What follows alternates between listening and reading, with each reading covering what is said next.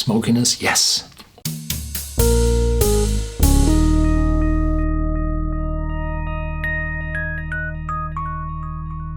Welcome to Whisky.com, where fine spirits meet. My name is Lüning, Horst Lüning. I'm the master taster of Whisky.com, and today we have one of the most impressive bottles here in my cask, which came out in 2015. It's the Laphroaig, 32 years old, 46.6 ABV, and these old Laphroaigs are very, very rare.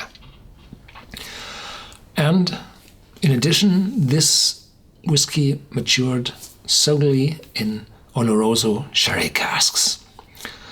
Not to say all were first fill, but Oloroso sherry casks and sherry casks which are now 32 years old were to the most amount made from European oak. That means intense, spicy European oak. Today, a lot of sherry casks are made from American white oak, which is smoother, lighter, more vanilla, and less tannins and less spiciness. This one is bottled at cask strength, 46.6, and this is, well, shows that during those long years the ABV reduced by, well, evaporation of the alcohol through the pores, walls or staves of the cask. I got this bottle from, well, the local distributor, and I have to send it back after this review to, well, it will be given out on a whiskey fair in Central Europe.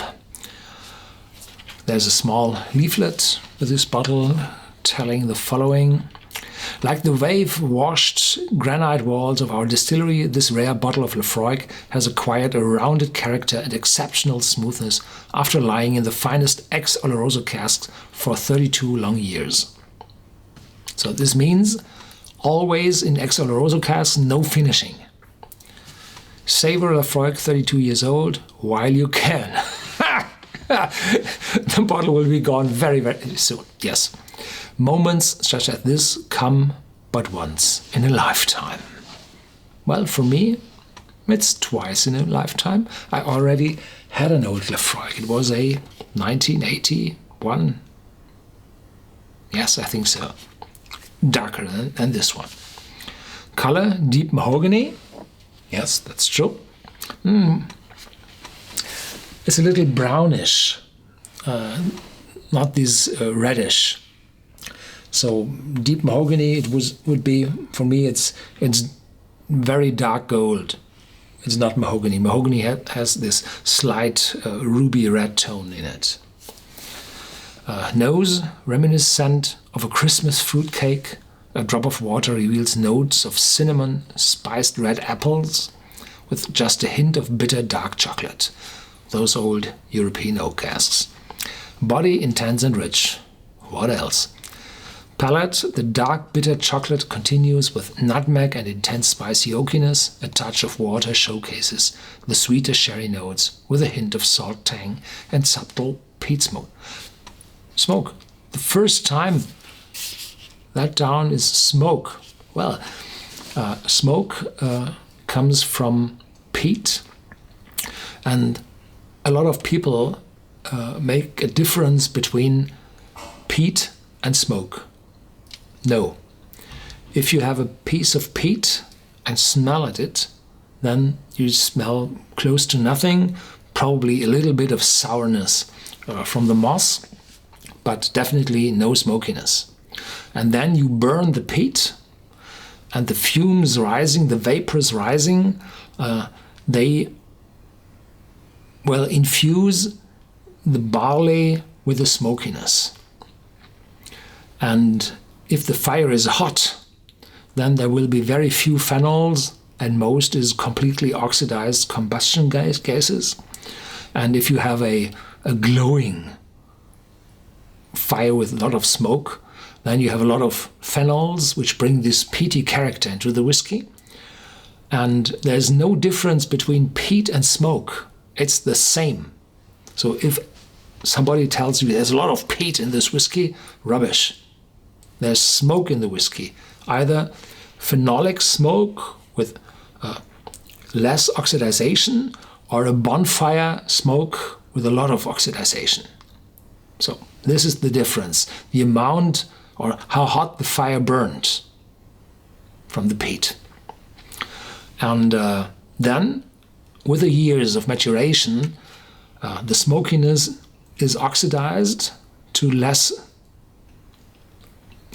strength, but there's complexity coming up because those compounds oxidize to, well, more complex flavors, and the smokiness diminishes. And well, the Laphroaig has a lot of smokiness in terms of medicinal smokiness, of phenols, of stinkiness, and here, as I said, either you love it or you hate it. This is the typical tale of Laphroaig. But with the years, the smokiness reduces and reduces and reduces, and so only in the palate, in the very end, they say there's a little smokiness in it. Finish, dry, long and lingering Sherrod oak finish. That's it. So here we go, everything back in place. I have to return the bottle.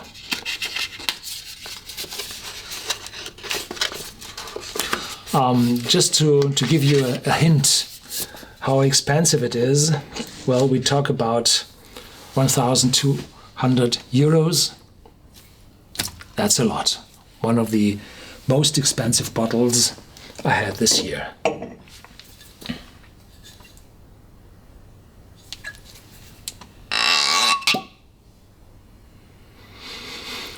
Not too spicy, not too smoky.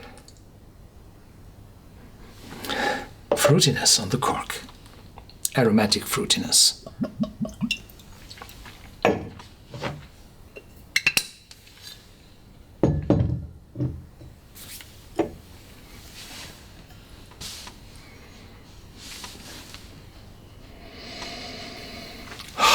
Smokiness, yes.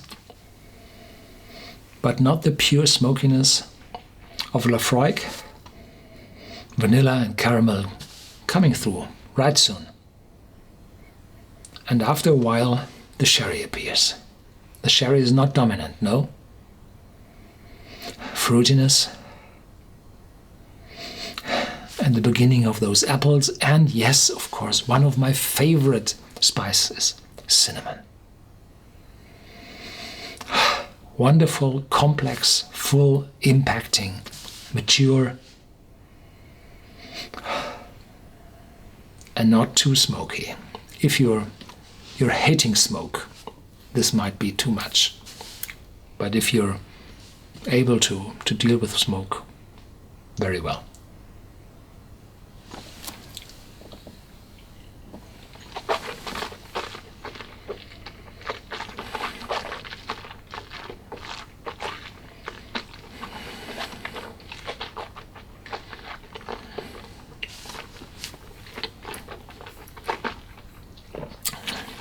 Apples, red apples, mouth-watering, spiciness coming up, oakiness is there, dark chocolate appearing, nutmeg, oakiness, and getting a little bit drier, yes, sherry still there, but not dominant.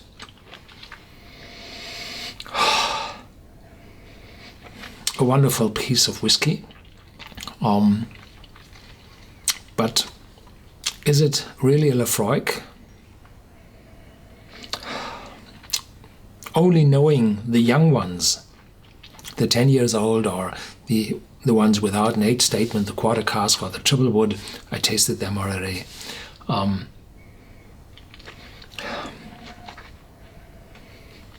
This one could be some other Islay malt, because the casks overtake the palate and the smokiness reduces and reduces, and the distillery character is already very smooth because Laphroaig has pot stills with an extreme constriction after the pot below the neck.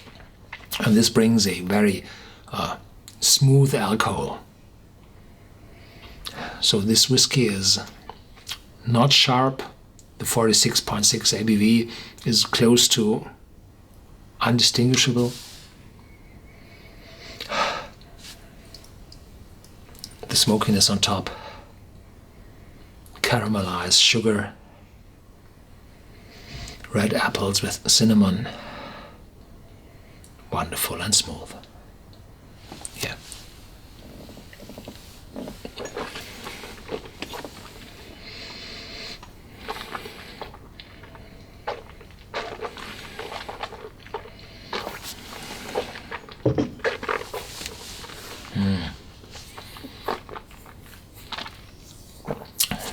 Mouth-watering, full.